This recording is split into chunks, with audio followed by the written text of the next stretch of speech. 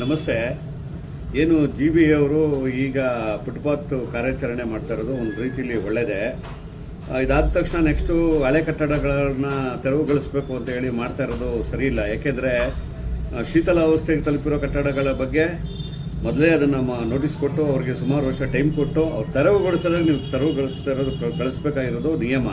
But ಆದರೆ ಹಳೆ ಕಟ್ಟಡಗಳನ್ನು ತೆರವುಗೊಳಿಸ್ತೀವಿ, ಎಷ್ಟು ವರ್ಷದ ಕಟ್ಟಡ ತೆರವುಗೊಳಿಸ್ತೀವಿ, ಏನಾಗಿದೆ ಆ ಕಟ್ಟಡದ ಗುಣಮಟ್ಟ ಏನು ಅಂತ ನೀವೆಲ್ಲ ಪ್ರತಿಯೊಂದು ಪರಿಶೀಲನೆ ಮಾಡದೆ ಈ ರೀತಿ ಏಕಾಏಕಿ ತೆರವುಗೊಳಿಸ್ತೀವಿ ಅಂತ ಹೋದರೆ ಎಲ್ಲೋ ಒಂದು ಕಡೆ ಬದುಕು ಬೀದಿಗೆ ಬೀಳುತ್ತೆ.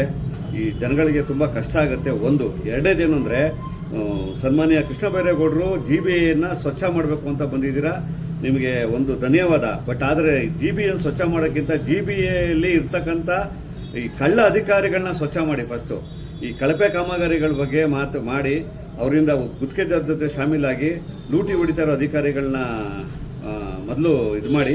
ಹಾಗೂ ಈಗ 1 ಫ್ಲೋರ್ 2 ಫ್ಲೋರ್ಗೆ ಏನು ಲೈಸೆನ್ಸ್ ತಗೊಂಡು 4-5 ಫ್ಲೋರ್ಗಳನ್ನು ಕಟ್ಟಡಗಳನ್ನ ಅಕ್ರಮವಾಗಿ ಕಟ್ಟಿರ್ತಾರಲ್ಲ ಅಂಥವ್ರ ವಿರುದ್ಧ ಕ್ರಮ ಕೈಗೊಳ್ಳಬೇಕು.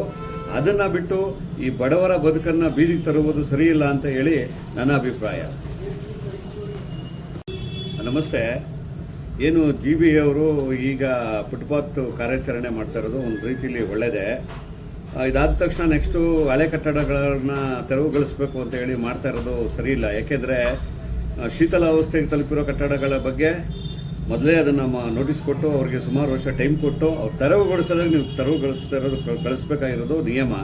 ಬಟ್ ಆದರೆ ಹಳೆ ಕಟ್ಟಡಗಳನ್ನು ತೆರವುಗೊಳಿಸ್ತೀವಿ, ಎಷ್ಟು ವರ್ಷದ ಕಟ್ಟಡ ತೆರವುಗೊಳಿಸ್ತೀವಿ, ಏನಾಗಿದೆ ಆ ಕಟ್ಟಡದ ಗುಣಮಟ್ಟ ಏನು ಅಂತ ನೀವೆಲ್ಲ ಪ್ರತಿಯೊಂದು ಪರಿಶೀಲನೆ ಮಾಡದೆ ಈ ರೀತಿ ಏಕಾಏಕಿ ತೆರವುಗೊಳಿಸ್ತೀವಿ ಅಂತ ಹೋದರೆ ಎಲ್ಲೋ ಒಂದು ಕಡೆ ಬದುಕು ಬೀದಿಗೆ ಬೀಳುತ್ತೆ. ಈ ಜನಗಳಿಗೆ ತುಂಬ ಕಷ್ಟ ಆಗುತ್ತೆ. ಒಂದು ಎರಡನೇದೇನು ಅಂದರೆ, ಸನ್ಮಾನ್ಯ ಕೃಷ್ಣ ಬೈರೇಗೌಡರು ಜಿ ಬಿ ಎಯನ್ನು ಸ್ವಚ್ಛ ಮಾಡಬೇಕು ಅಂತ ಬಂದಿದ್ದೀರಾ, ನಿಮಗೆ ಒಂದು ಧನ್ಯವಾದ. ಬಟ್ ಆದರೆ ಜಿ ಬಿ ಎನ್ನು ಸ್ವಚ್ಛ ಮಾಡೋಕ್ಕಿಂತ ಜಿ ಬಿ ಎಲ್ಲಿ ಇರ್ತಕ್ಕಂಥ ಈ ಕಳ್ಳ ಅಧಿಕಾರಿಗಳನ್ನ ಸ್ವಚ್ಛ ಮಾಡಿ. ಫಸ್ಟು ಈ ಕಳಪೆ ಕಾಮಗಾರಿಗಳ ಬಗ್ಗೆ ಮಾತು ಮಾಡಿ ಅವರಿಂದ ಗುತ್ತಿಗೆದಾರರ ಜೊತೆ ಶಾಮೀಲಾಗಿ ಲೂಟಿ ಹೊಡಿತಾ ಇರೋ ಅಧಿಕಾರಿಗಳನ್ನ ಮೊದಲು ಇದು ಮಾಡಿ. ಹಾಗೂ ಈಗ 1 ಫ್ಲೋರ್ 2 ಫ್ಲೋರ್ಗೆ ಏನು ಲೈಸೆನ್ಸ್ ತಗೊಂಡು 4-5 ಫ್ಲೋರ್ಗಳನ್ನು ಕಟ್ಟಡಗಳನ್ನ ಅಕ್ರಮವಾಗಿ ಕಟ್ಟಿರ್ತಾರಲ್ಲ ಅಂಥವ್ರ ವಿರುದ್ಧ ಕ್ರಮ ಕೈಗೊಳ್ಳಬೇಕು. ಅದನ್ನು ಬಿಟ್ಟು ಈ ಬಡವರ ಬದುಕನ್ನು ಬೀದಿಗೆ ತರುವುದು ಸರಿಯಿಲ್ಲ ಅಂತ ಹೇಳಿ ನನ್ನ ಅಭಿಪ್ರಾಯ. ನಮಸ್ತೆ. ಏನು ಜಿ ಬಿ ಅವರು ಈಗ ಫುಟ್ಪಾತ್ ಕಾರ್ಯಾಚರಣೆ ಮಾಡ್ತಾ ಇರೋದು ಒಂದು ರೀತಿಯಲ್ಲಿ ಒಳ್ಳೆಯದೇ.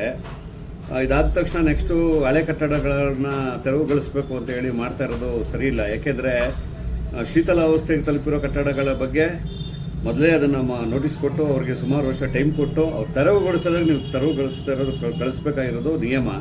ಬಟ್ ಆದರೆ ಹಳೆ ಕಟ್ಟಡಗಳನ್ನು ತೆರವುಗೊಳಿಸ್ತೀವಿ, ಎಷ್ಟು ವರ್ಷದ ಕಟ್ಟಡ ತೆರವುಗೊಳಿಸ್ತೀವಿ, ಏನಾಗಿದೆ ಆ ಕಟ್ಟಡದ ಗುಣಮಟ್ಟ ಏನು ಅಂತ ನೀವೆಲ್ಲ ಪ್ರತಿಯೊಂದು ಪರಿಶೀಲನೆ ಮಾಡದೆ ಈ ರೀತಿ ಏಕಾಏಕಿ ತೆರವುಗೊಳಿಸ್ತೀವಿ ಅಂತ ಹೋದರೆ ಎಲ್ಲೋ ಒಂದು ಕಡೆ ಬದುಕು ಬೀದಿಗೆ ಬೀಳುತ್ತೆ.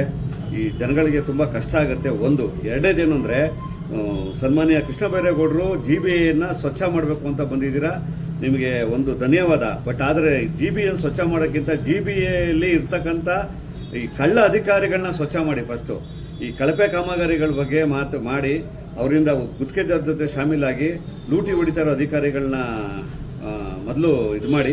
ಹಾಗೂ ಈಗ 1 ಫ್ಲೋರ್ 2 ಫ್ಲೋರ್ಗೆ ಏನು ಲೈಸೆನ್ಸ್ ತಗೊಂಡು 4-5 ಫ್ಲೋರ್ಗಳನ್ನು ಕಟ್ಟಡಗಳನ್ನ ಅಕ್ರಮವಾಗಿ ಕಟ್ಟಿರ್ತಾರಲ್ಲ ಅಂಥವ್ರ ವಿರುದ್ಧ ಕ್ರಮ ಕೈಗೊಳ್ಳಬೇಕು. ಅದನ್ನು ಬಿಟ್ಟು ಈ ಬಡವರ ಬದುಕನ್ನು ಬೀದಿಗೆ ತರುವುದು ಸರಿಯಿಲ್ಲ ಅಂತ ಹೇಳಿ ನನ್ನ ಅಭಿಪ್ರಾಯ.